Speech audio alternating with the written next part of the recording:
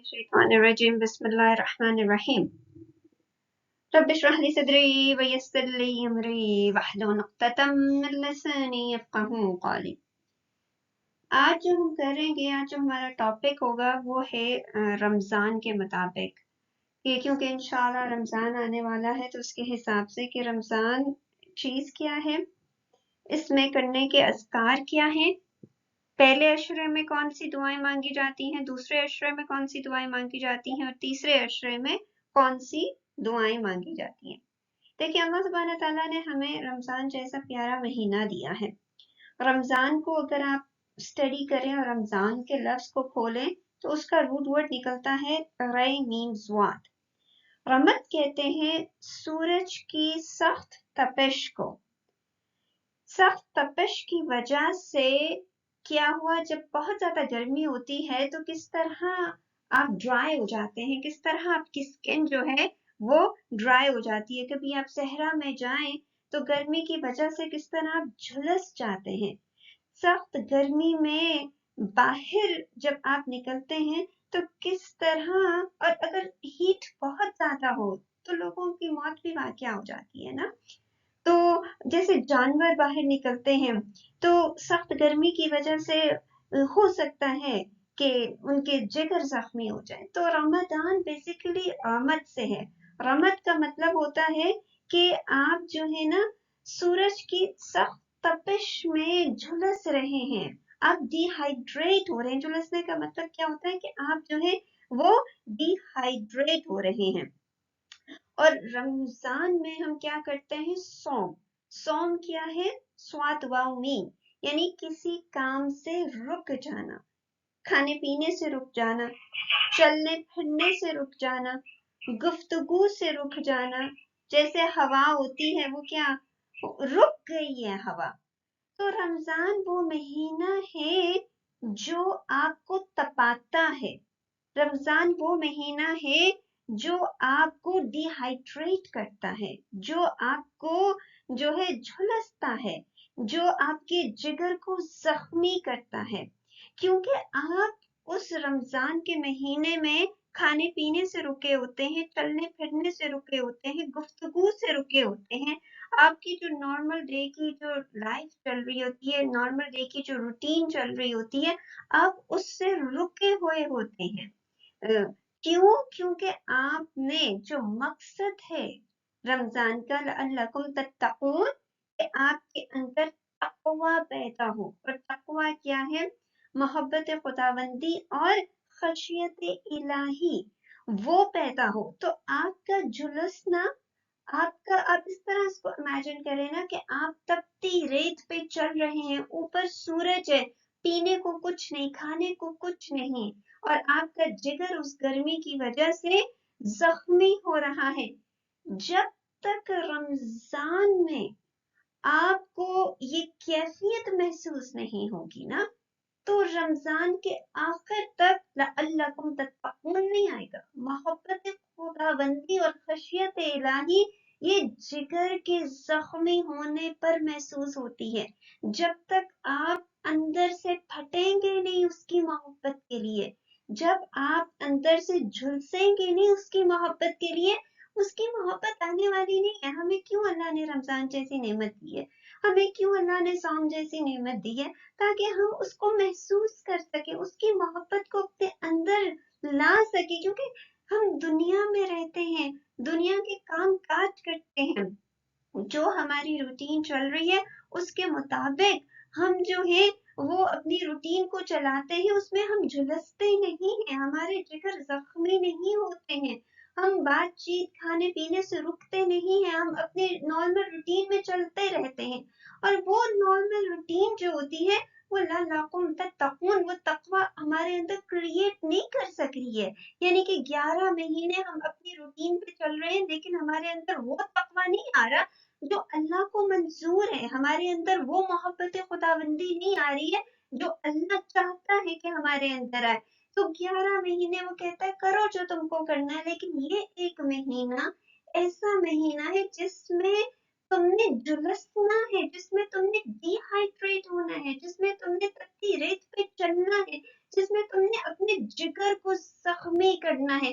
جگر کو زخمی کرنے کا مطلب کیا ہے؟ اتنی عبادت کریں اس مہینے میں اس رب العزت کی، اتنی عبادت کریں کہ آپ کے پاؤں جو ہے وہ سن ہو جائیں.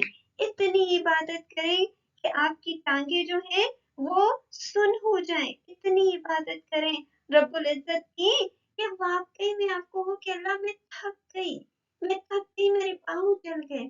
میرے جو بزرگ ہوتے تھے نا، ابھی بھی جو ہے وہ اللہ کی راہ میں اتنی عبادت کرتے تھے، اتنی عبادت ابھی بھی کرتے ہیں کہ ان کے پاؤں سن ہو جاتے ہیں، ان کے پاؤں جلنے لگ جاتے ہیں، اتنا وہ مصلی پہ کھڑے رہتے ہیں، اتنی وہ عبادتیں کرتے ہیں. یہ ہے جگر کا زخمی ہونا، یہ ہے جگر کا جھلسنا، یہ ہے کہ آپ ڈی ہائیڈریٹ ہو گئے اس کی محبت میں. تو ایک مہینہ اللہ یہ کہتا ہے کہ اپنے نارمل روٹین کے کام بند کر دو، اپنے نارمل روٹین کی چیزیں بند کر دو اور مجھے محسوس کرو، میں تمہارے قریب ہوں. قرآن میں آتا ہے نا، تو رگ جان سے بھی زیادہ قریب ہوں. تو اس کو محسوس کرو. اس کو محسوس کرنے کے لیے ہمیں رمضان جیسی نعمت دی گئی، اس کو محسوس کرنے کے لیے، کیونکہ جب ہم دنیا کے کام کر رہے ہوتے، دنیا میں رہتے ہوتے، تو وہ جو رگ جان سے ہم سے قریب ہے ہمیں محسوس نہیں ہوتا. تو جب ہم اپنا کھانا پینا، اپنا سونا، اپنا چلنا پھرنا، اپنی گفتگو کو جب بند کرتے ہیں تو ہمیں وہ چیز محسوس ہوتی ہے کہ اللہ سبحانہ تعالیٰ جو ہے وہ ہمارے ساتھ ہے. اب یہ دیکھیں نا، 30 دن ہے، 30 دن کو جو ہے کس طرح ڈیوائڈ کیا گیا؟ پہلا عشرہ 10 کا، دوسرا عشرہ 10 کا، تیسرا عشرہ 10 کا. تو پہلے عشرے میں جو پہلے کے 10 دن ہوتے ہیں اس میں کیا چیز اللہ سبحانہ تعالیٰ ہم سے ڈیمانڈ کرتے ہیں؟ اور آپ کو بھی وہ دعا پتہ ہوگی جو ہمیں کہا گیا ہے کہ مانگو اس 10 دنوں میں. اور وہ کیا ہے؟ دیکھیں، وہ شروع تو بڑی آسان سی دعا ہے اور اس کا معنی بھی بہت آسان ہے، لیکن اگر اس کے معنی کو آپ صحیح طریقے سے سمجھیں تو وہ چیز جو پہلے عشرے میں آپ کو ملنی چاہیے، جو تعلق آپ کا اللہ کے ساتھ قائم ہونا چاہیے، وہ قائم پورے 10 دنوں میں ہوگا. اب وہ کیا قائم ہونا چاہیے اور کیا چیز آپ کو ملنی چاہیے؟ شروع وہ دعا کس طرح ہوتی ہے؟ ربی ربی، اے میرے رب. کیونکہ ربی میں آپ دیکھیں نا، بے کے نیچے زیر آتی ہے، اور جب ہم رب کہتے ہیں تو رب ہمیں اللہ سبحانہ تعالیٰ نے اپنی ایک کوالٹی اس دعا میں بیان کی ہے، اور وہ کیا ہے کہ میں رب ہوں، یعنی کہ میں تمہیں ذرے سے کمال تک پہنچانے والا ہوں. اور تمہاری کس چیز کو؟ کیونکہ رمضان ہے اور لعلکم تتقون کی طرف ہمارا اشارہ ہے کہ ہمیں تقوی چاہیے اللہ سبحانہ تعالیٰ سے. تو میں تمہارے تقوی کو، ابھی ہمارا تقوی کہاں پہنچا ہوا ہے؟ ایک ذرے کے برابر ہے. میں تمہارے تقوی کو کمال تک پہنچاؤں گا. تو ہم کیا کہتے ہیں؟ ربی، اے ہمارے رب. ہم یہ نہیں کہتے اے اللہ، ہم کہتے اے ربی، کہ اس کی ربوبیت کو اٹھا رہے ہیں کہ تو نے ہی ہمیں جو ہے ہمارے تقوی کو کمال تک پہنچانا ہے، ہمارے ایمان کو کامل کرنا ہے. کیونکہ 11 مہینے میں تو نہیں ہو سکا نا ہمارا تقوی جو ہے وہ کامل نہیں ہو سکا، ہمارا ایمان کامل نہیں ہو سکا. تو یہ جو اب شروع ہونے والا ہے رمضان، یہ جو کرم والا مہینہ شروع ہونے والا ہے، جو رحمت والا مہینہ شروع ہونے والا ہے، پہلے عشرے کی دعا کہ ربی، کہ تو نے ہی اس کو کمال تک پہنچانا ہے، تو نے ہی اس کو، اس تقوی کو اس کی آخری منزل تک پہنچانا ہے. اغفر، اغفر غفر سے ہے، اغفر کہ اللہ کو آپ کہہ رہے ہیں کہ اللہ غفر ڈھانپ دے میرے اوپر، وہ چادر ڈال دے. اب وہ جب چادر ڈالے ہمارے اوپر، کس قسم کی چادر ڈالے؟ وہ چادر کرے گی کیا؟ وہ چادر ہمیں جو ہمارے ارد گرد ٹیمپٹیشنز ہے نا اس تک پہنچنے نہیں دے گی. وہ چادر، وہ چادر ایسا انویزیبل کوٹ ہوگا جب ہم اس چادر کو پہنیں گے. تو کیونکہ شیطان تو بند ہوتا ہے رمضان میں، لیکن پھر بھی ہمارے اندر برے خیالات آتے ہیں، پھر بھی ہمارے اندر جو ہے وہ ایسے خیالات آتے ہیں جو کہ رمضان المبارک میں نہیں آنے چاہیے، اور ایسی حرکتیں ہم سے ہوتی ہیں جو نہیں ہونی چاہیے. اب وہ شیطان تو کر نہیں رہا، تو آپ کے اندر کیا چیز ہے جو آپ کو ایسا کرنے پر مجبور کر رہی ہے؟ آپ کے اندر کیا ہے؟ کیوں ہو رہا ہے؟ کیونکہ کانسیپٹ تو یہی ہے کہ شیطان جو ہے وہ برائی کی طرف آپ کو لے کے جاتا ہے نا. کانسیپٹ تو یہی ہے کہ شیطان جو ہے وہ آپ کو اب سے برا کرواتا ہے, لیکن شیطان تو بند ہوتا ہے رمضان میں.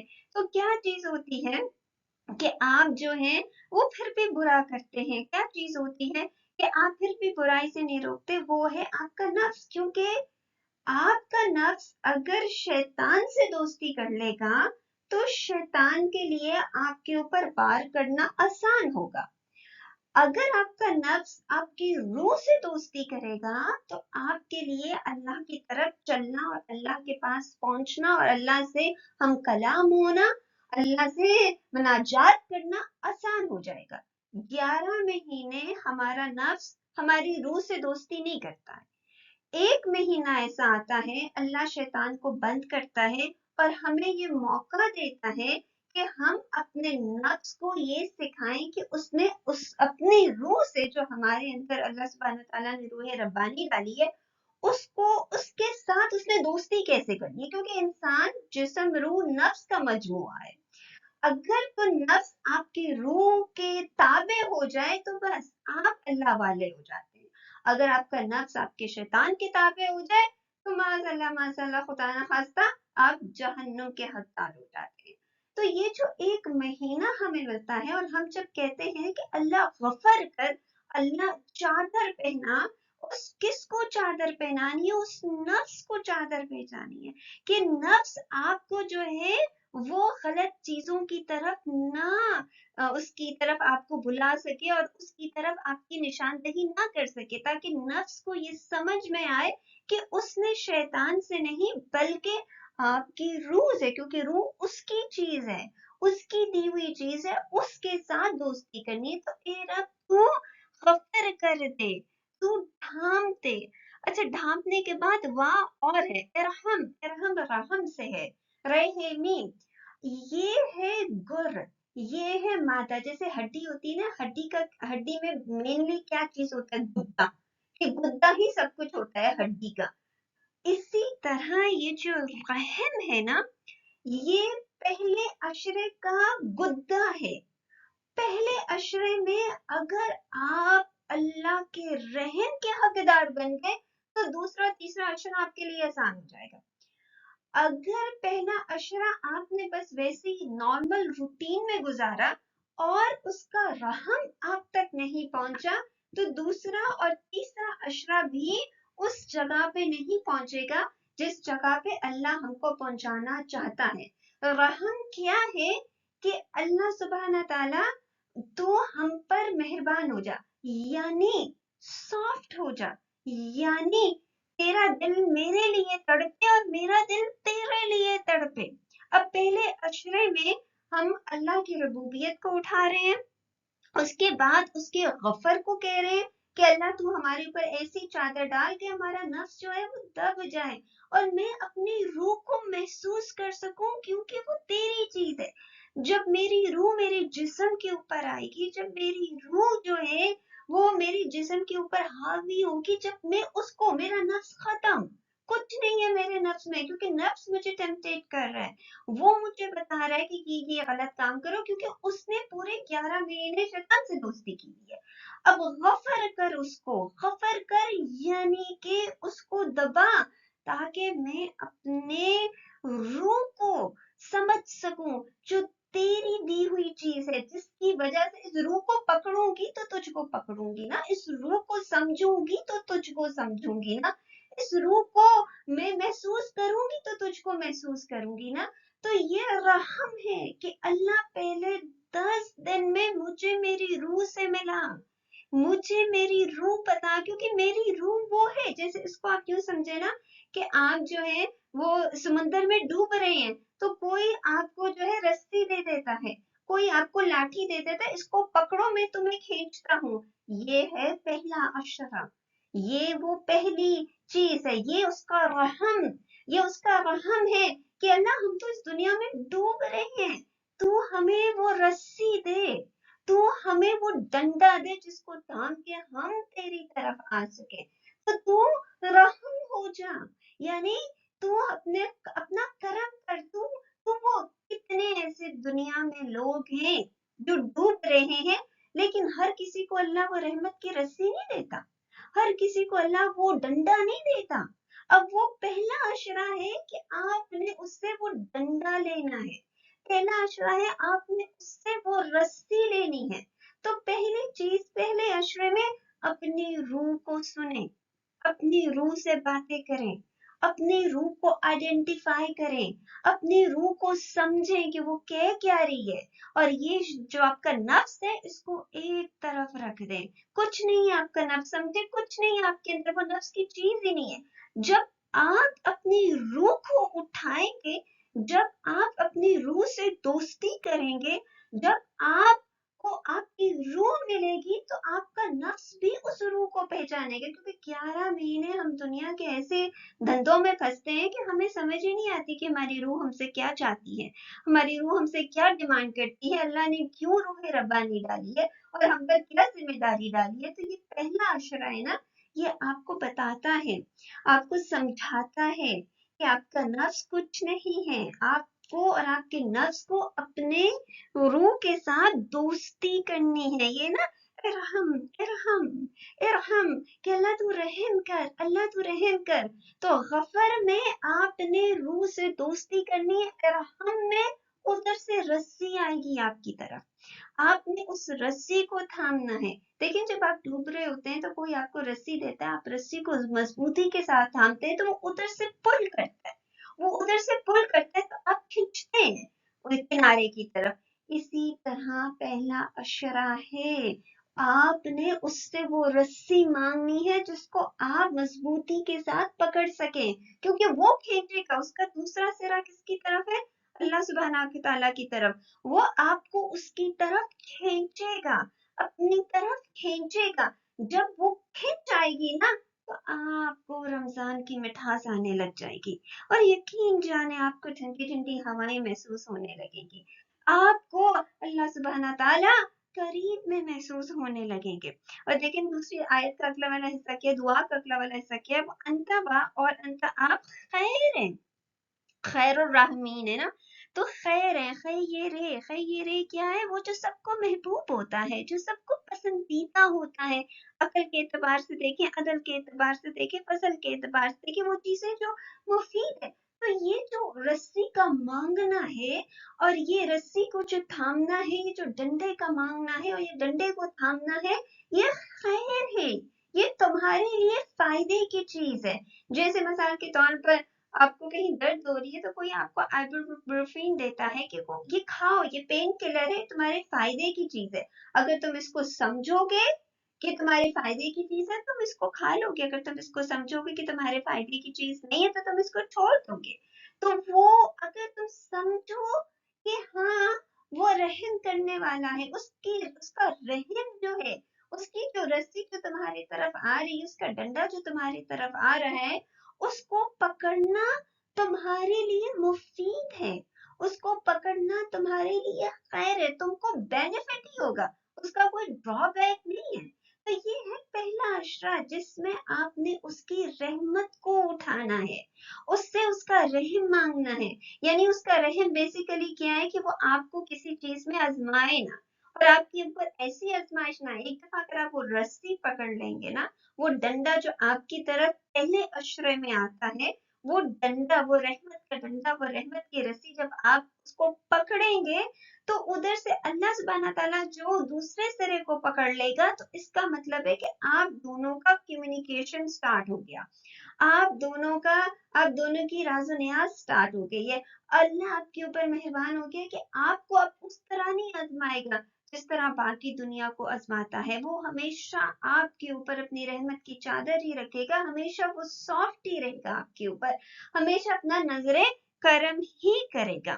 تو پہلا اشرا میں صرف اور صرف وہ رسی، پہلے اشرے میں صرف اور صرف اس کو، پہلے اشرے میں اپنی روح کو ڈھونڈنا، اپنی روح سے اس تک پہنچنا۔ دوسرا اشرا جب آتا ہے تو ہم کیا دعا مانگتے ہیں؟ استغفر اللہ، ٹھیک ہے نا، کہ اللہ تو، اب اس میں بھی ہم غفر کر رہے ہیں لیکن اس کی فارمیشن چینج ہو گئی ہے. یہ باب استفعال پر آ گیا ہے. سین تے کیا ہو گیا؟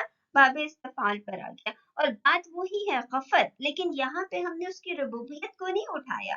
یہاں پہ ہم نے اس کی اپنے اس کا جو نام ہے اللہ، کہ اللہ کو اٹھایا ہے کہ اللہ تو کیا ہے. اس کے بعد اللہ ربی، کہ استغفر اللہ ربی، کہ اللہ میں تجھ سے وہی غفر مانگتی ہوں. یعنی میرا غفر جو پہلی اشرے میں تو نے جو وہ چادر میرے اوپر ڈالی ہے، وہ چادر کنٹینیو رکھ دوسرے اشرے میں بھی. کیوں؟ کیونکہ تو ربی، تو ہی اس چادر کو اختتام تک پہنچانے والا ہے. ویسے تو غفر کا مطلب ہے کہ ایسی چادر ڈال دی جائے آپ کے اوپر کہ آپ کا نفس آپ کو تنگ نہ کرے. دوسرا یہ آپ کے نامہ اعمال پہ جو کالے دھبے لگے ہیں اس کے اوپر ایسی چادر اس کو اریز کر دیا جائے، اس کو ایسی اس کے اوپر ایسی چادر ڈال دی جائے کہ اللہ سبحانہ تعالیٰ آپ سے کل کو ہلکا جو ہے وہ حساب لیں. لیکن دیکھیے پہلے اشرے میں اغفر تھا، یہاں پہ استغفر اللہ ہے. استغفر اللہ جب آپ استفعال پر آتا ہے تو اس کا مطلب ہوتا ہے کہ اللہ میں جو ہوں وہ تجھ سے غفر مانگ رہی ہوں.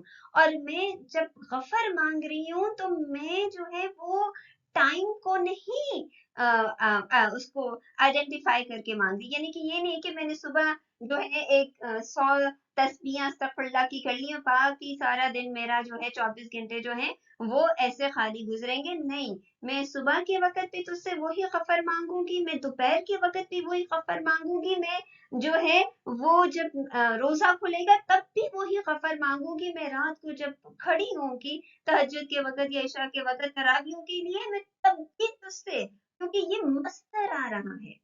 مصدر کا مطلب کیا ہے کہ یہ نہیں ہے کہ میں نے 100 تسبیح استغفار کی کر لی اور میرا پورا دن جو ہے وہ ٹھیک ہو جائے گا. نہیں، دوسرے عشرے میں ایسا نہیں ہوگا. دوسرے عشرے میں آپ نے کنٹینیوسلی استغفار کرنا ہے، کنٹینیوسلی اس سے غفر مانگنا ہے. اور غفر کس طرح مانگنا ہے کہ صرف اور صرف نہیں کہ میرا نفس دب جائے، بلکہ اس کے ساتھ جو میرے نامہ اعمال میں جو کالے کالے دبے اللہ تو اس کو بھی کور کر. صرف یہ نہیں کہ تو اس کو کور کر، بلکہ آنے والے وقت میں، اب نوشتے تقدیر میں جو لکھا ہوا ہے وہی ہم کرتے ہیں نا، آنے والے تقدیر میں آنے والے وقت میں اور جتنے کالے دھبے پوٹینشل ہے کہ ہو سکتے ہیں، کیونکہ میرا نوشتے تقدیر تو بنا ہوا ہے پہلے سے نا، تو میرے آنے والے وقت میں مجھے نہیں پتا ہے کہ اور کتنی دفعہ میں نے جو ہے گمراہی کا راستہ چننا ہے اور کتنی دفعہ میں نے وہ کام کرنے ہیں. تو جب آپ استغفار کر رہے ہیں تو استغفار میں صرف اور صرف آپ کا پاسٹ، آپ کا پریزنٹ نہیں آتا ہے، بلکہ ساتھ ساتھ آپ کا فیوچر بھی آ رہا ہے کہ اللہ وہ جو میرے نام اعمال میں میرے نوشتہ تقدیر میں آنے والے وقت میں موت تک جتنا ایسی چیز لکھی ہوئی ہے جو مجھے گناہ کی طرف لے کے جا سکتی ہے، چاہے وہ چھوٹا گناہ ہی کیوں نہ ہو، چاہے کوئی غیبت کرنا ہی کیوں نہ ہو، یا تھوڑا سا کچھ اور ہی کرنا کیوں نہ ہو جو کہ تیرے دائرے میں نہیں آتا، اللہ ان سب کو استغفار، ان سب کو تو کور کرتے، ان سب کو تو مٹا دے. میرے نوشتے تقدیر سے وہ ساری چیزیں جو کہ گناہ کے لیول پر آتی ہیں، چھوٹا ہو یا بڑا ہو، یا تیری ناپسندگی کے لیول پر آتی ہے، ایک دفعہ وہ مٹ جائیں گی میرے نوشتہ تقدیر سے، تو میں جو ہوں وہ آگے صرف اور صرف سراپا خیر بن جاؤں گی، سراپا نور بن جاؤں گی. کیونکہ یہ جو چیز لکھی ہوئی ہے اگر خدا نہ خواستہ میں نے کر لی تو میں تیری طرف آنے کی بجائے تجھ سے پیچھے چلی جاؤں گی. اب یہ ربی من کل ذنب، اب اس ذنب کو سمجھے کہ پہلے ذنب ہے کیا چیز. یہ ہوتا ہے زال نون بے. ذنب کہتے ہیں جانور کی دم کو. ذنوب ہوتا ہے لمبی دم والا گھوڑا. زمبن یعنی کسی چیز کی دم پکڑنا یا دم پر مارنا. ویسے شریعتاً جو ہے ہر اس فعل کو کہتے ہیں جس کا انجام برا ہو، لیکن دم کا لفظ اس وجہ سے استعمال ہوتا ہے کیونکہ دم جانوروں کو ایک پرپس دیتی ہے، اس کو بیلنس کرتی ہے اور بہت ہی ज्यादा सेंसिटिव एरिया होता है ये दुम का जो होता है जानवर के लिए। और यहाँ पे अगर कोई इंजरीज हो जाए ना तो वो काफी सीरियस किस्म की इंजरीज हो सकती हैं, हर वक्त नहीं होती हैं, लेकिन उसको अगर दुम पे मारा जाए या दुम से जानवर को खींचा जाए तो उनको बहुत ज्यादा तकलीफ होती है। और इसको हम फिर कहते हैं कि गुनाह, कि अल्लाह सुब्हाना ताला तू हमारे मिन कुल्ले ज़ंबिन, मिन कुल्ले ज़ंबिन को तो सादा तर्जुमा आप जो करते हैं ना वो ये करते हैं अल्लाह हमारे सारे गुनाहों को माफ करते हैं, लेकिन असल में इसका तर्जुमा ये होता है कि अल्लाह तू हमारे दुम से हमको ना पकड़ना, क्योंकि जो तू हमारी दुम से हमको पकड़ेगा ना, जो कि इंसान की दुम नहीं होती, इंसान का ये गर्दन होती है, कि जो ये यहाँ से आपको पकड़ता है। देखिए आप भाग रहे हैं, कोई आपको पीछे से पकड़ता है तो आपकी शर्ट को पकड़ता है, तो आपके पास चांसेस होती हैं फिर उसको पीछे करके आगे भागने की, या कोई आपको बाजू से पकड़ता है, आप दूसरे बाजू से अपने आप को छुड़ा सकते हैं। लेकिन जो कोई आपको जो है वो अगर गर्दन से पकड़े ना तो उसने आपके ऊपर पूरा गलबा कर दिया। इसी तरह अगर किसी जानवर को दुम से खींचा जाए ना तो उसका पूरा गलबा होता है जिसने उसको दुम के साथ खींचा होता है। तो जुनूब ये होता है, जुनूब ये होता है कि ये अल्लाह का ये गर्दन से पकड़ना। उफ, अल्लाह जब गर्दन से पकड़ते हैं ना फिर बंदा जो है ना उसका कुछ नहीं रहता, किसी किस्म का कुछ नहीं रहता, क्योंकि अब जो है सारा कंट्रोल अल्लाह के ऊपर है। इस वजह से, क्योंकि अल्लाह सुब्हाना ताला ने जब हमको बनाया तो हमारे अंदर डिसीजन मेकिंग पावर डाली कि हम अच्छा करें या बुरा करें हमारे ऊपर रखती है। लेकिन एक दफा अल्लाह अगर आपको गर्दन से पकड़ेगा ना तो वो डिसीजन मेकिंग पावर आपके हाथ में नहीं रहेगी, बल्कि वो सारा कुछ अल्लाह की तरफ चला जाएगा। और अगर अल्लाह ने काले धब्बों पर, आप गुनाह पर आपको गर्दन से पकड़ा, क्यों गर्दन से पकड़ना बेसिकली गुनाह के ऊपर ही होता है, काले धब्बों पर ही होता है, अगर उस वक्त पकड़ लिया तो फिर तो आप गए। तो ये जो दूसरा अशर है, तभी आप देखें पहले अशर में हम रहम मांग रहे हैं। हम ये भी तो हो सकता है ना इस्तगफार कि शुरू से आप लेके आखिर तक इस्तगफार करते रहे, which makes much more sense कि अल्लाह तू जो है हमारे पास प्रेजेंट फ्यूचर सभी का गफर करते हैं। लेकिन उसका गफर प्रेजेंट और फ्यूचर और पास्ट पे तब होगा जब उसकी रहमत, जब वो सॉफ्ट होगा आपके ऊपर, जब वो आपको गर्दन से उस तरह नहीं पकड़ेगा जिस तरह एक शेर जो है वो अपने जो उसने जिसके ऊपर उसने अटैक करना होता है ना यूं करके उसको गर्दन से पकड़ता है, फिर वो कहीं दूसरा वाला जानवर कहीं या शेर जो है वो एम्बुश हुआ हुआ है और उसने किसी हिरन के ऊपर अटैक करना है तो वो ऊपर चढ़ के गर्दन के ऊपर, फिर वो हिरन नहीं कहीं भाग के जा सकता। इसी तरह इस्तगफार से पहले उसका रहम जरूरी है कि अल्लाह सुब्हाना ताला तेरा रहम, तू सॉफ्ट हो जा। जब तू सॉफ्ट होएगा मेरे ऊपर तो फिर वो गफर पास्ट प्रेजेंट फ्यूचर तीनों पे चला जाएगा। फिर गफर जो होगा ना वो सुबह से लेके शाम तक होता रहेगा। तो गफर जब आप इस्तगफार कर रहे हैं आप सिर्फ इस चीज पर इस्तगफार नहीं कर रहे कि जो मैंने पास्ट में किया है या जो मेरा प्रेजेंट है सिर्फ उस पे नहीं, बल्कि खास तौर पे आप स्पेशली ये रिक्वेस्ट कर रहे हैं कि अल्लाह मेरे इन फ्यूचर में नवश्ते तकदीर में जो पोटेंशियल है कि जहां मैं गलती कर सकती हूँ, अल्लाह सुब्हाना ताला तू उसको निकाल ही दे, तू उसको खत्म ही कर दे, ताकि तू मैं मेरा और तेरा मामला ऐसा हो जाए कि तू कभी मुझे गर्दन से पकड़े ही ना, ताकि तू हमेशा मुझ पे रहम हो, हमेशा मुझ पे सॉफ्ट रहे। और देखिए ना वहाँ आखिर में क्या होता है, वह अतूबु अलैहि, अब अतूबु अलैहि, अतूब तौब किसको कहते हैं, तौबा बे। तौब का मतलब होता है गुनाह को खूबसूरत वजूहात की बिना पे तर्क कर देना। अब आप जन्म पर है, ठीक है ना, जुनूब है, गुनाह हो गया ना, सादा तर्जुमा तो उसका यही होता है ना कि मेरे जो गुनाह है ओ अल्लाह तू उसको जो है उसके ऊपर गफर करते हैं। और तौब में आप क्या कर रहे हैं कि आप अपने जो आपने गलतियां की हैं अपनी जिंदगी में, अपने पास्ट में, उन गलतियों को एनालाइज कर रहे हैं और उन गलतियों को छोड़ रहे हैं। किस वजह से, किसी न किसी खूबसूरत वजह से। जैसे मिसाल के तौर पे मैं आपको बताऊं कि हदीस में आता है ना कुछ झूठ बोलता है कोई तो उसका रिस्क उससे छूट जाता है, तो झूठ बोला नामा ईमान में तो चला गया। اب آپ نے اس غلطی کو اینالائز کیا اور اس کو خوبصورت وجہ کیا، میں اپنا رزق کیوں کھوں، میں تو اپنا رزق نہیں کھونا چاہتی، جو اللہ نے مجھے دیا میں اس کو تحفہ سمجھ کے رکھوں، تو میں اب کبھی جھوٹ نہیں بولوں گی۔ تو خوبصورت وجہ آپ کو مل گئی جھوٹ نہ بولنے کی۔ تو یہ جو دوسرا عشرہ ہے نا، اس پہ کافی زیادہ ہوم ورک ہمارے پاس آ جاتا ہے، اور وہ کیا ہے کہ آپ نے جو غلطیاں کی ہیں یا آپ کے اندر جو کمزوریاں ہیں، کیونکہ پہلے عشرے میں تو آپ اللہ کو کہہ رہے ہیں اللہ آپ سافٹ ہو جائے، دوسرے عشرے میں آپ جو ہے اپنی کمزوریوں کو اینالائز کر رہے ہیں، کیونکہ جب تک آپ اپنی کمزوریوں کو یا جو آپ سے خطائیں ہوئی ہیں ان کو اینالائز نہیں کریں گے اور اس کی خوبصورت وجہ ڈھونڈ کر اس کو چھوڑیں گے نہیں، آپ کی رمضان میں کبھی بھی ترقی نہیں ہوگی۔ رمضان پھر آئے گا، عید آئے گی اور پھر چیپٹر کلوز ہو جائے گا۔ تبھی پہلا عشرہ اللہ تو نرم ہو، میرا وعدہ ہے میں نرم ہوں اپنے ساتھ۔ میرا اپنے ساتھ نرم ہونا کیا ہے؟ توبہ۔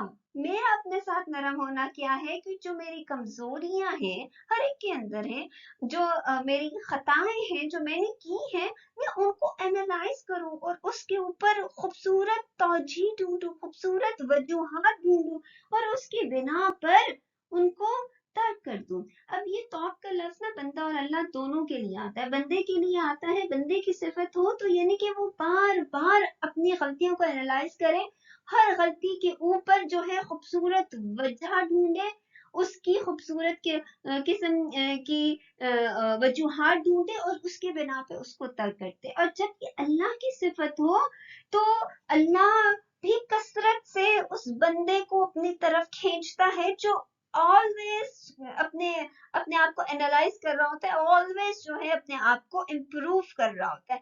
تو پہلے عشرے میں آپ نے اس کو کہنا ہے کہ اللہ آپ ہمارے ساتھ سافٹ ہو جائیں، دوسرے عشرے میں آپ خود اپنی غلطیوں کو دیکھ رہے ہیں اور ان کی وجوہات، خوبصورت وجوہات ڈھونڈ کر ان کو پیچھے کر رہے ہیں، اور کنٹینیوسلی جو دوسرا عشرہ ہے اس میں آپ اس سے ایسا غفر مانگ رہے ہیں کہ پرانا والا تو کور ہی ہو جائے، جو پریزنٹ ہے وہ بھی چادر نفس کے اوپر پڑ جائے، اور جو فیوچر ہے اس میں جتنا بھی پوٹینشل ہے کچھ ایسا غلط کرنے کا وہ سارا کا سارا ریموو ہو جائے، اور فیوچر کا پوٹینشل تب ریموو ہوگا جب آپ اپنے گناہوں کی خوبصورت توجیحات یا خوبصورت وجوہات ڈھونڈ کے اس کو ترک کرتی ہیں۔ اب سب سے زیادہ امپورٹنٹ عشرہ آ گیا، وہ ہے آخری عشرہ، تیسرا عشرہ۔ اب تیسرے میں ہم کیا دعا مانگتے ہیں، اور بہت ہی زیادہ امپورٹنٹ قسم کی دعا مانگتے ہیں، اللہم انکا عفو۔ اچھا، اب یہ جو لفظ ہے نا عفون کا، اس کا تو سادہ ترجمہ آپ کیا کرتے ہیں؟ اللہ تو معاف کرتے، تو معافی تو آپ استغفار میں بھی مانگ رہے ہیں، پہلے عشرے میں بھی مانگ رہے ہیں، غفر کر رہے ہیں نا، تو اللہ کو کیا کہہ رہے ہیں؟ بخش دے، استغفار کر رہے ہیں اللہ تو بخش دے۔ تو یہ عفون کیا چیز ہے؟ اس کا روٹ ورڈ ہوتا ہے عین فے واو۔ عفو کہتے ہیں کسی چیز کو لینے کا قصد کرنا۔ اب کیا لینے کا قصد کرنا؟ عفواً ہر اس چیز کو کہا جاتا ہے جس کا قصد کرنا اور لینا آسان ہو۔ جیسے گھر کے نشانات مٹ گئے تو اب آپ گھر پہنچ نہیں سکتے، تو جو تیسرا عشرہ ہوتا ہے اس میں ہم خاص طور پہ نا یہ کیا عفواً تو معاف کر دے۔ اب یہ چیز کیا ہے کہ تو معاف کر دے، یہ چیز کیا ہے کہ اللہ تو میرے نامہ اعمال سے نا گناہ مٹانے کا جو ہے قصد کر لے۔ اب گناہ مٹانے کا قصد کا یعنی ارادہ کر لے، ابھی تک مٹا کچھ نہیں ہے ہمارے نامہ اعمال سے، اور نہ ہی مٹے کا نامہ اعمال سے۔ ہم یہ کہتے ہیں نا کہ آخری عشرہ آ گیا ہے تو بس اللہ سے معافی مانگتے رہو، معافی تو آپ وہ پہلے یہ رمضان کے ڈے 1 سے مانگ رہے ہیں۔ تو آخری عشرے میں اللہ نے ارادہ کر لیا ہے آپ کے نامہ اعمال کو مٹانے کا، جو کہ پہلے عشرے میں نہیں کیا، دوسرے عشرے میں نہیں کیا۔ آپ صرف اس سے مانگ ہی رہے ہیں، صرف اس سے درخواست ہی کر رہے ہیں، صرف اس سے التجا ہی کر رہے ہیں کہ اللہ سبحانہ تعالیٰ آپ ایسا کر دیں۔ جب तीसरा अशरा आता है, अगर आपका होमवर्क सारा कंप्लीट है, आपके इरादे सारे कंप्लीट हैं, आपकी इबादतें सारी कंप्लीट हैं, तो ये जो आखिरी अशरा आता है ना, फिर अल्लाह सुब्हाना ताला वो जो आपने दरख्वास्त की है पहले और दूसरे अशरे पर, और आपके नामे अमाल में जो काला धब्बा लगे हुए हैं, उनको लेने का इरादा कर लेते हैं, लेकिन अभी लेते नहीं है, क्योंकि लेने के लिए, उनको मिटाने के लिए वो आपको अगले रमजान तक पूरा आजमाएंगे। जब अगले रमजान तक आप उसकी आजमाइश पर पूरा उतरेंगे तब वो मिटेगा काला धब्बा, वैसे वो मिटने वाला नहीं है, वैसे ये कि वो वहीं पे रहेगा। तो अगर तीसरे अशरे में आप चाहे जितना मर्जी ये दुआ मांग ले कि अल्लाह आप माफ करते हैं, अफवन अफवन अफवन अफो अन्ना, जितनी मर्जी आप ये कर लें, तो आप बेसिकली करें अल्लाह आप इरादा कर लें मेरे नमस्ते तकदीर से आने वाले वक्त में जो गलती होनी है उसको मिटाने का, और जो मैंने पहले की है उसको मिटाने का। तो ये एक किस्म का आप प्रॉमिस कर रहे हैं अल्लाह सुब्हाना ताला के साथ, एक किस्म की एग्रीमेंट कर रहे हैं अल्लाह सुब्हाना ताला के साथ। अल्लाह आप इरादा, क्योंकि एक दफा अल्लाह इरादा कर ले तो कुन फयकून है, बस इससे ज्यादा कुछ नहीं है। जब अल्लाह इरादा करते हैं, कुरान क्या करता है, कुन फयकून करता है, तब काम हो जाते हैं। लेकिन जब अल्लाह इरादा करते हैं बंदे के साथ, तो बंदे को फिर आजमाते हैं। जब वो उनको आजमाते हैं, जब वो आजमाइश में पूरा उतरता है, फिर उसका वो काला धब्बा जो है वो मिट जाता है।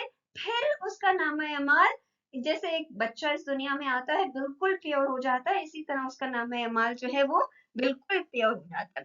तो हम कहते हैं ना अल्लाहुम्मा इन्नका अफ़्वन, कि ए अल्लाह बेशक तू माफ करने वाला है, तो हिब्बुल अफ़्फ़ा, हुब किसको कहते हैं, है बेबे, हुब का मतलब होता है खुशबूदार फूलों और पौधों का जो दाना होता है, हर हर फल और हर पौधे का दाना नहीं, वो दाना जो खुशबूदार होता है, वो दाना जो फलों वाला होता है, वो हिब्बो किसको कहते हैं, वो जिसकी मोहब्बत हद से ज्यादा बढ़ जाती है, कि अल्लाह आप जो है ना, आप जो ये जो गलत हमारे काले धब्बे हैं उनको लेने का जो आप कसरत करते हैं, उसको आप पसंद करते हैं।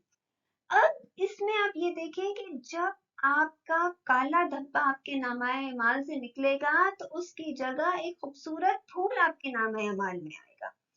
अब जब वो खूबसूरत फूल आएगा, तो उसके अंदर सिर्फ वो खूबसूरत नहीं होगा, उसके अंदर उसकी एक खुशबू भी होगी। तभी ये आखिरी अशरा जो होता है ना, ये सबसे ज्यादा, ये आप इसको समझे, ये धड़कन है रमजान की। अब इसी के अंदर जो है वो लैलतुल कदर है, जो कि बहुत ज्यादा इम्पोर्टेंट है। लैलतुल कदर वो ताक रात है, आप सबको पता है, 21 23 25 जो है, 27वीं जो होती है, और फिर 29वीं जो होती है, ये सबको पता है। इन सब में आपने लैलतुल कदर को ढूंढना होता है, लेकिन लैलतुल कदर का कॉन्सेप्ट जो है वो बहुत कम लोग जानते हैं कि असल में लैलतुल कदर है क्या चीज। हमें तो मोटा मोटा पता है ना, लैलतुल कदर वो होती है जिसमें फरिश्तों जो है उनका नजूल होता है, फिर सालाना नजूल होता है, जिब्रील अमीन अलैहिस्सलाम का, वो आते हैं और पूरी जो है जमीन जो है वो फरिश्तों से भरी हुई होती है।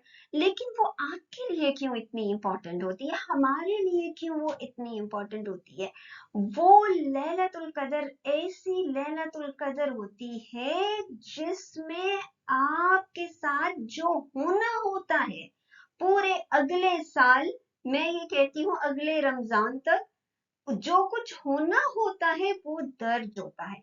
एक दफा वो दर्ज हो जाए और वो फरिश्तों के डिपार्टमेंट में चला जाए, तो फरिश्ते उसी तरह काम करते हैं जिस तरह वो दर्ज हुआ होता है। अब ये जो आखिरी अशरा होता है, और इसमें जब हम अफन का लफ्ज इस्तेमाल करते हैं और हम अल्लाह से अफन मांगते हैं, तो इसमें हम बेसिकली क्या कह रहे होते हैं, ये कह रहे होते हैं कि अल्लाह सुब्हाना ताला तू हम पर अगले साल तक के लिए मेहरबान हो जा। हम सिर्फ उस रात के लिए मेहरबानी नहीं मांग रहे, हम अगले साल के लिए मेहरबानी मांग रहे होते हैं कि हमारा अगला साल जो है وہ کسی مشکل میں نہ ہو.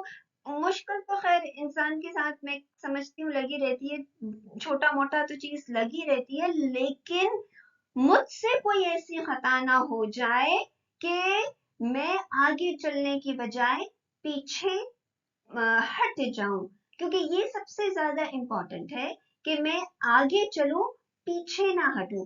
تو یہ جو آخری عشرے کا جو لیلۃ القدر ہوتا ہے نا, لیلۃ القدر, اب دیکھیں نا, لیلۃ القدر وہ رات ہے اندازوں والی, اس میں بھی اللہ سبحانہ تعالیٰ نے کن فیکون کر کے آپ کے مکمل فیصلے نہیں کیے ہوتے. اب جیسے مثال کے طور پر میں آپ کو بتاؤں کہ اس سال جو ہے نا, وہ مثال کے طور پر 27ویں رب کو, جو کہ موسٹ فریکوینٹلی کہا جاتا ہے کہ آتی ہے لیلۃ القدر. اب 27ویں رب کو جب لیلۃ القدر آئی تو پہلی رمضان سے لے کے 26ویں رمضان تک جو آپ نے اللہ سبحانہ تعالیٰ کے ساتھ مناجات کیے, جو آپ نے اللہ کے ساتھ پرومسز کیے, جو آپ نے ایگریمنٹ کیا, اب 27ویں رب کو آپ کی تقدیر بن رہی ہے, آپ کے اندازے لکھے جا رہے ہیں اگلی لیلۃ القدر تک. اب آپ نے جو کچھ یہ پہلی رمضان سے لے کر 27ویں رمضان تک, 26ویں رمضان تک جو آپ نے کیا ہے, اس کا, اس کے مطابق جو پرومسز کیے ہیں اس کے مطابق آپ کی یہ اندازے آپ کے نوشتے تقدیر میں لکھے جائیں گے. اب آپ نے اگر نہیں کچھ کیا, آپ نے صرف خالی پیٹ ہی صبح سے لے کے شام تک جو ہے وہ خالی پیٹ ہی جو ہے گزارا کیا ہے آپ نے, اور آگے آپ نے کچھ نہیں کیا, تو کچھ نہیں, جو اس نے لکھا ہوا ہے نا وہ بالکل چینج نہیں کرے گا آپ کے لیے, وہ ویسے کا ویسا ہی چلتا رہے گا. لیکن اگر آپ نے صحیح طریقے سے اپنے آپ کو پروموٹ کرنے کی کوشش کی ہے, اللہ سبحانہ تعالیٰ کے دربار میں صحیح طریقے سے اپنا تعلق قائم کرنے کی کوشش کی ہے, صحیح طریقے سے جو عبادتوں کا حق ہے آپ نے وہ ادا کرنے کی کوشش کی ہے, تو آپ لیلۃ القدر میں اپنا اندازہ خود لکھوا رہے ہوتے ہیں اللہ سبحانہ تعالیٰ کو. اگر اللہ آپ سے راضی ہوتا ہے نا, تو وہ لکھتا ہے جو آپ کرنا چاہتے ہیں, جو آپ زندگی گزارنا چاہتے ہیں, جو آپ اپنی زندگی میں پانا چاہتے ہیں, وہ لکھتا ہے آپ کے نوشتے تقدیر میں.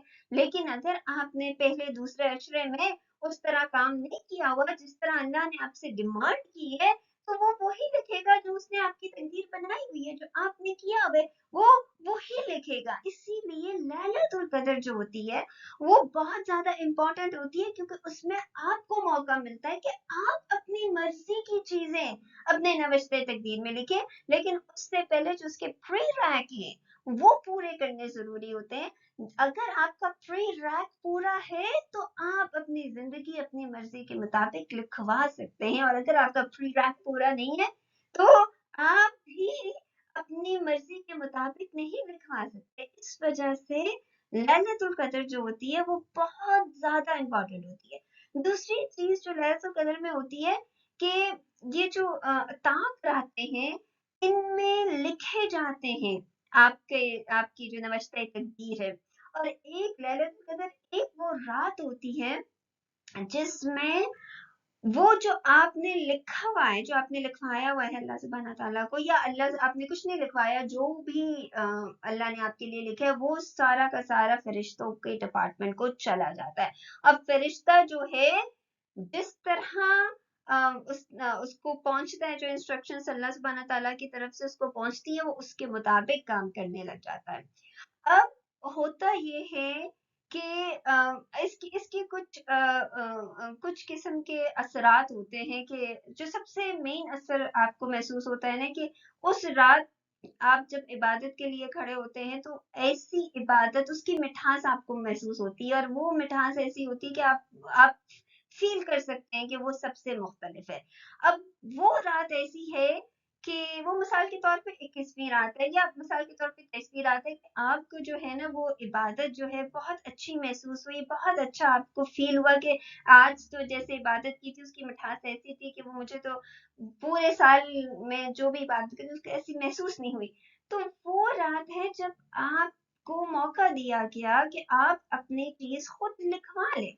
حالانکہ وہ والی رات جو ہے وہ اصل میں لیلۃ القدر نہیں ہوگی. اصل لیلۃ القدر کب ہوتی ہے؟ جب آپ आपका जो नवश्ते तकदीर है वो फरिश्तों के पास खुलता है, लेकिन जैसे 23वीं रात को आपको महसूस हुआ है कि कुछ नई चीज है, आपको महसूस हुआ है कि ये रात थोड़ी सी फर्क है, आपको महसूस हुआ, तो वो आपकी रात है, वो आपको मौका मिला है, वो आपके पास अपॉर्चुनिटी आई है कि आप उसको जो है अपने नवश्ते तकदीर को, वो आपकी रात है। लेकिन तो असल में लैलतुल कदर है वो तब होगी जब आपका नवश्ते तकदीर उसको फरिश्तों को चला जाएगा।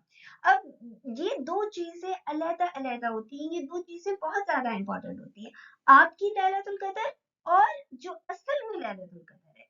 और उलमा ये कहते हैं कि ये दोनों बातें जो होती है ना, ये लैलतुल कदर जो होती है, ये दोनों एक सेम वैल्यू रखती हैं, क्योंकि एक आपकी कदर है और एक असल की लैलतुल कदर है। दोनों में क्या है कि आपने उससे अफल मांगना, तो आपने पढ़नी, तो आपने यही दुआ है, लेकिन महसूस आपने क्या करना है, दोनों के महसूसात फर्क होते हैं, दोनों के असरात फर्क होते हैं, लेकिन जो आपकी लैलतुल कदर है वो असल में आप ही की लैलतुल कदर है।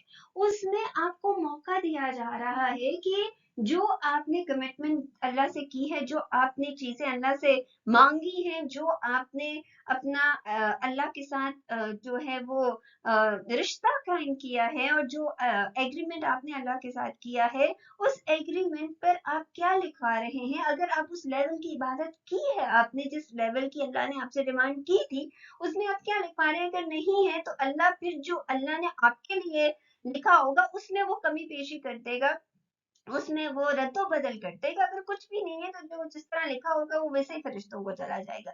तो कहने का मकसद ये है कि ये जो ताक रातें होती हैं, इसमें एक तो असल की लैलतुल कदर है जिसमें सारी नवश्ते तकदीर जो होती है वो फरिश्तों के डिपार्टमेंट के पास चली जाती है, और एक आपकी अपनी लैलतुल होती है जिसमें आपने खोजना होता है कि आप क्या महसूस कर रहे हैं और आप क्या कर रहे हैं, क्योंकि वो रात आप ही की होती है, वो रात आपके लिए इम्पोर्टेंट होती है, वो रात आप ही के लिए होती है, किसी और के लिए नहीं होती है।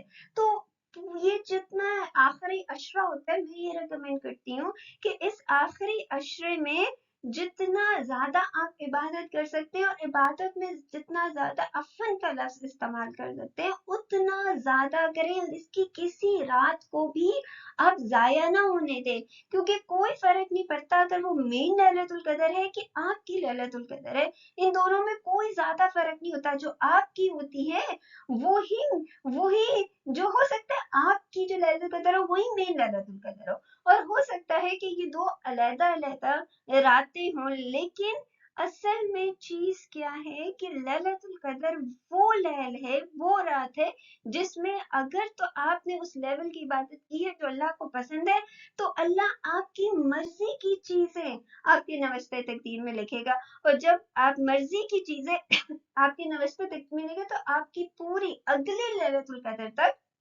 वो ही कुछ होगा जो आप अपनी जिंदगी में पसंद करते हैं। और अगर ऐसा मामला नहीं है, जिस लेवल की भी आपने 50% आपने समझे इबादत की थी, 50% वो रद्दमदल कर देगा, 20% आपने किया तो 20% वो रद्दमदल कर देगा। और अगर कुछ भी नहीं किया आपने और लैलतुल कदर आके चली गई है और कुछ नहीं किया, तो जो उसने आपके नवश्ते तकदीर में लिखा है वो वैसे का वैसा ही होता चला जाएगा।